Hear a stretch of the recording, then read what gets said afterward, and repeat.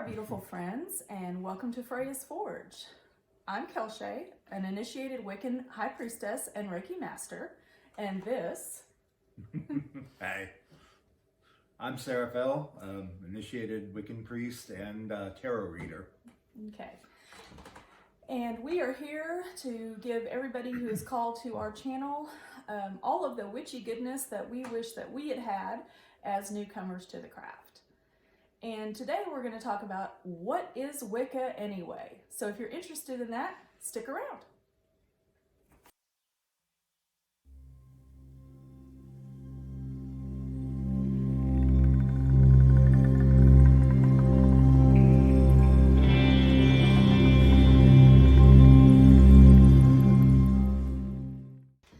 So what is Wicca anyway?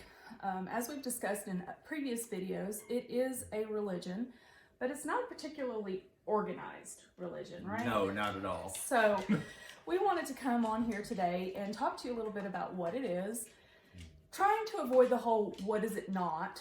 There is a couple of things that we'll talk about that it isn't, but we really wanted to talk about more of what it is. And so to kind of give us a little bit of an outline, we're going to talk today about the principles of belief. And this was a document that was created in the 70s, a group of about 75 or so, 70 plus at least, witches, Wiccans, pagans got together and said, okay, we're going to combat all of this bad press. Right. And let's come up with a document that talks about what is Wicca. Yeah. Who are we? What do we do? What do we not do? And so they came up with this document called the Principles of Belief. And the U.S. Army actually adopted this and put it in their chaplain handbook so that non-Christian, non-Muslim, non-Jewish practitioners would have something to talk to their chaplain about. Yes. And the chaplain would be like, okay, what is this? Mm-hmm. So we're going to take turns, read out these different principles of belief, and we're going to have just a little chat about it. Sound good? Sounds good to me. All right. Why don't you start us off? All right. Number one, we practice rites to attune ourselves with the natural rhythm of life forces marked by the phases of the moon and the seasonal quarters and cross quarters. Okay, so basically what this says is that we follow a wheel of the year. And we'll get into that a little bit more in future videos. And our puppy is here. Mm-hmm. You can't really see her. She's mostly off camera. But these rituals are to help us learn the kind of the cyclical nature of nature. Yes. The cyclical nature of the year, and because it is a nature religion. Mm-hmm. Would you add anything to that? It's cyclical, just for the fact that, we do work, circle is one of the biggest symbols we have, between the fact that the moon rotates through a cycle, the years rotate through a cycle, and just trying to find the balance between all these different cycles, I guess. Right. And I guess that's it. Yeah, so seasonal quarters and cross quarters, basically that means the equinoxes and solstices versus the non-equinoxes and solstices. Right. Which, again, we'll get into that in more detail in future videos. All right. So we recognize that our intelligence gives us a unique responsibility towards our environment. We seek to live in harmony with nature, in ecological balance, offering fulfillment to life and consciousness within an evolutionary concept. Well, that sounds a little bougie, don't you think? Well, yeah, but... So yeah. let's put it in a little bit more layman's terms, shall we? So basically what this is saying is that we as people with sentience and intelligence have a responsibility to be good stewards of our natural environment, right? Yeah, right. Basically, that means, taking care of our planet, taking care of our neighborhoods, taking care of everything. Just not, we don't own the world so much as we try to care for it while we're here. Right.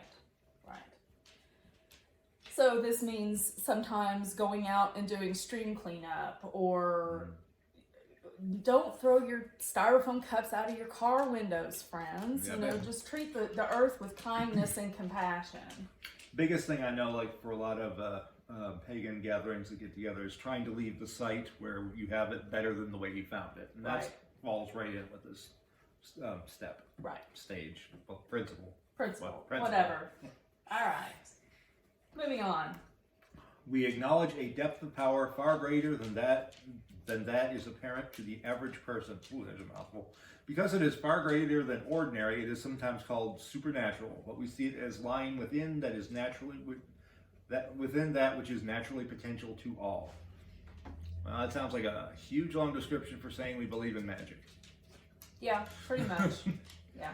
So one of the things about Wicca is that it is a religion that embraces magic, but that is not the be all end all to practicing Wicca. So if that's all you want to do, you might want to look at some other form of like ceremonial magic or just witchcraft, because that is more of the craft of what Wiccans do than the religion, right?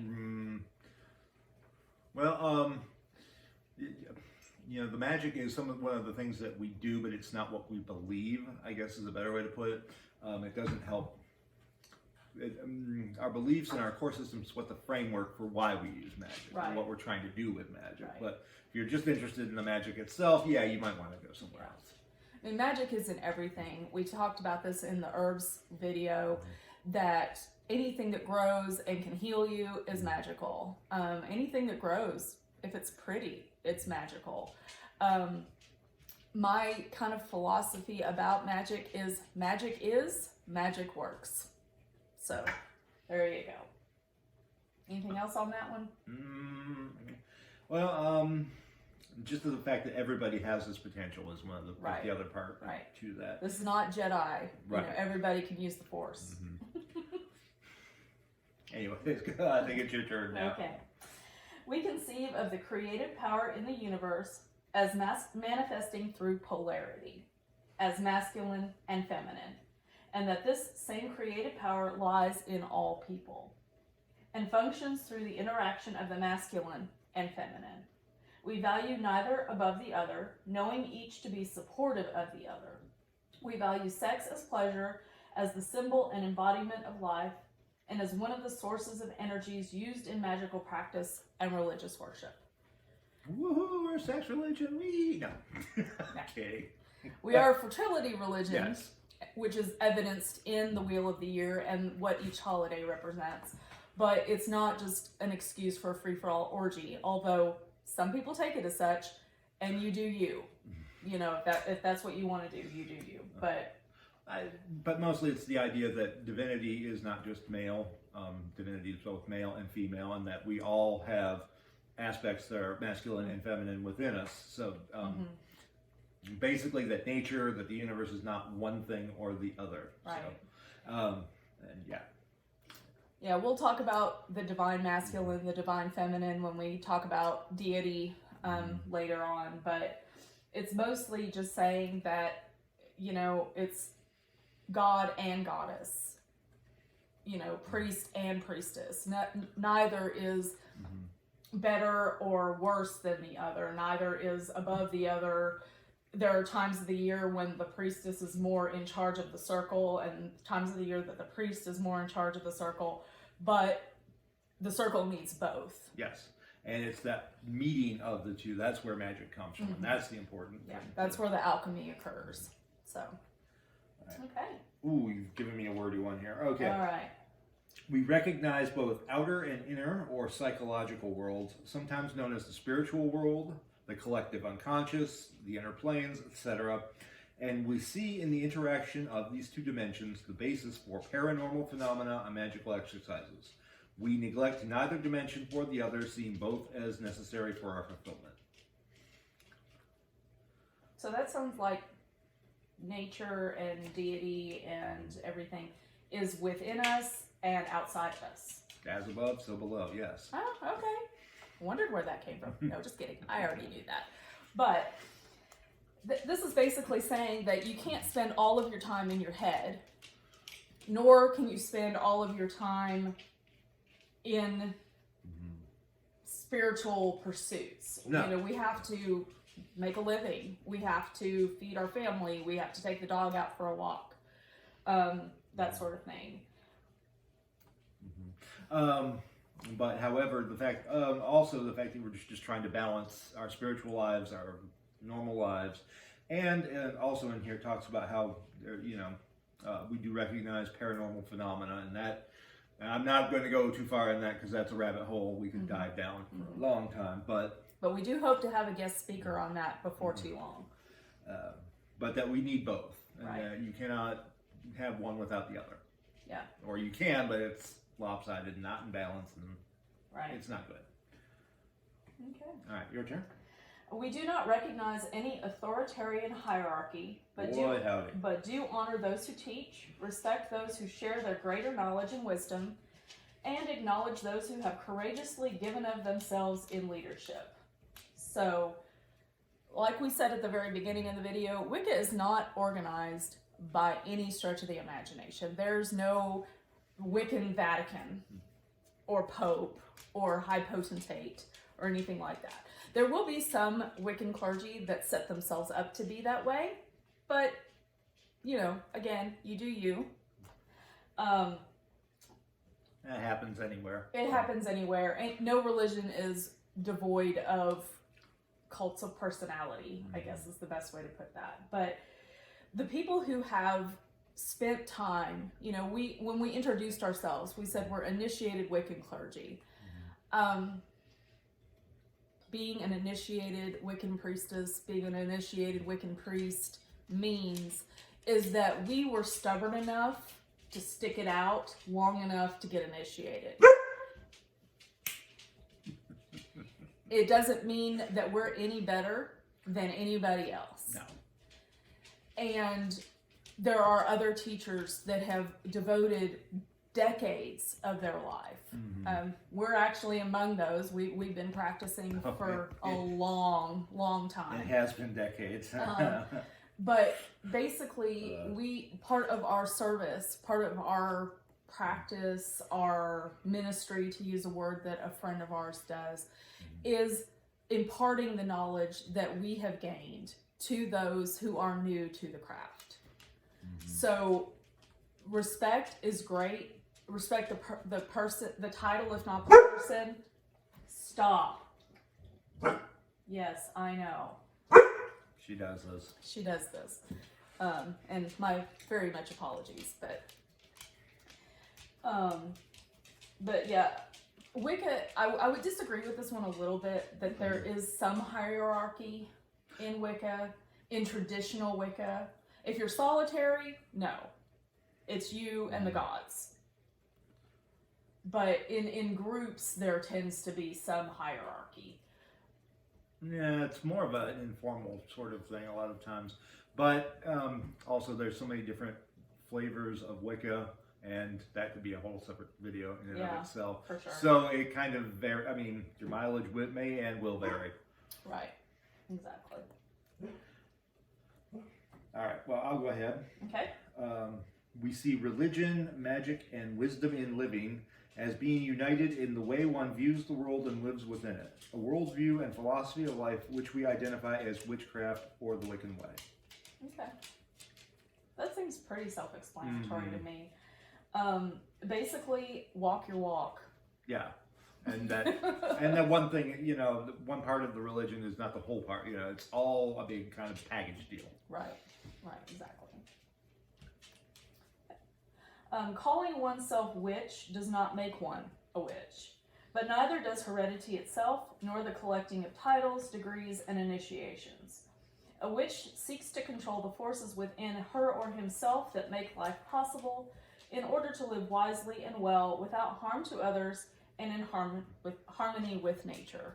So like we were just discussing, yes, we have degrees. We were traditionally trained in a Georgian-based tradition of Wicca, but so what? I mean... It's just the fact that, I guess there were some people who believed that, basically because if you were descended from witches, that made you a witch, or if, you basically, I don't know, it seems to me it's kind of like the whole, you can say, I'm a fireman, but it doesn't make you a fireman. Right. You have to do what you know to do and live your best life. And usually this is where the community aspect comes in, because Right. people will let you know if you're, if you look like you're actually doing the right stuff, you'll know it. And if you're not, well, they'll probably call you. Especially in this community, they'll probably call you on it. Yeah, I know in pagan communities that we've been involved in the past, there have been people who have walked their walk, talked their talk, done the work, capital W, and community members will walk up to their teacher and say, now what degree is that person again? And often it's a degree or two higher than the person actually holds, because they're doing the work, but they have not sought initiation for whatever reason.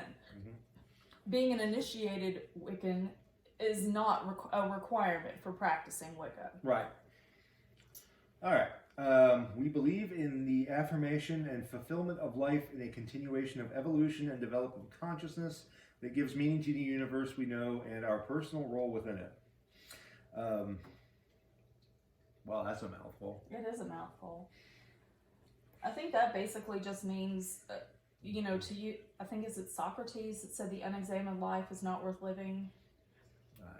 I don't know. I'll look that up and put it in the description if I'm right or if I'm wrong. I am definitely one that will admit to being wrong. But basically what this is saying to me is that just because we learn doesn't mean we've stopped learning. Right. When you hit a milestone, like an initiation or whatever, that doesn't mean you should ever stop learning and ever stop growing as an individual and let your soul continue the journey. Also, this is probably a good point to say that we also do have, we believe that consciousness and, some form of existence continues after the physical goes away. That Right. Part of us does continue on, whether that's in the Summerlands, whether that's through reincarnation, the how, and that's where. And there are various schools of thought on reincarnation and that sort of thing within the Wiccan framework. So, but that we keep growing, we keep learning, we keep becoming, even from this life and in lives to come. we are stardust. Okay.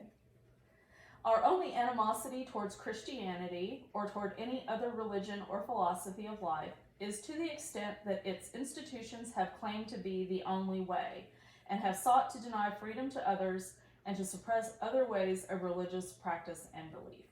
So I do definitely want to go on record as saying that we do not Christian bash on this channel, so please keep it out of the comments. Christianity is a perfectly valid path to source.